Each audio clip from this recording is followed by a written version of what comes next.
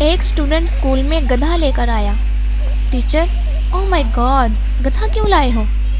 Student بولی: آپ نے ایک بار کہا تھا کہ میں نے بڑے بڑے گدھوں کو انسان بنایا ہے. میں نے سوچا اس کی بھی لائف بن جائے گی. ٹیچر بولی: سچ اور وہم میں کیا فرق ہے؟ اسٹوڈنٹ بولا: سر، آپ ہمیں پڑھا رہے ہیں، یہ سچ ہے، اور ہم پڑھ رہے ہیں، یہ آپ کا وہم ہے. استاد نے بچوں سے کہا کہ وہ کل غریبی پر مضمون لکھ کر لائیں.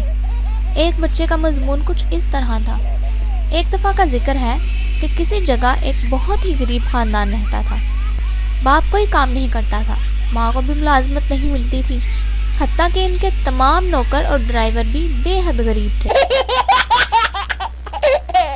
بچہ اپنی ٹیچر سے: آپ مجھے بہت اچھی لگتی ہو، میں آپ سے شادی کروں گا. ٹیچر غصے سے: مجھے بچوں سے نفرت ہے. بچہ بولا: ٹیچر، ہم کوشش کریں گے کہ بچے نہ ہوں.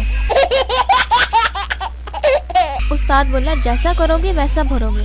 اس محاورے کو کسی کہانی کے ساتھ سناؤ.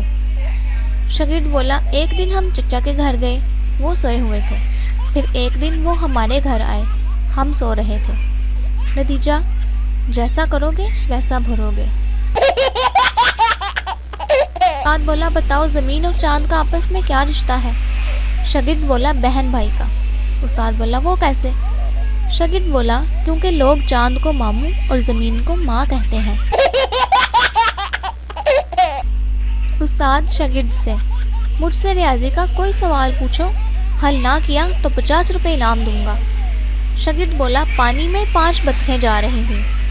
درمیان والی بولی: میرے پیچھے 3 اور میرے آگے 5 بطخیں ہیں، حل کرو سر. استاد بولا: یہ لو 50 روپے اور تم حل کرو.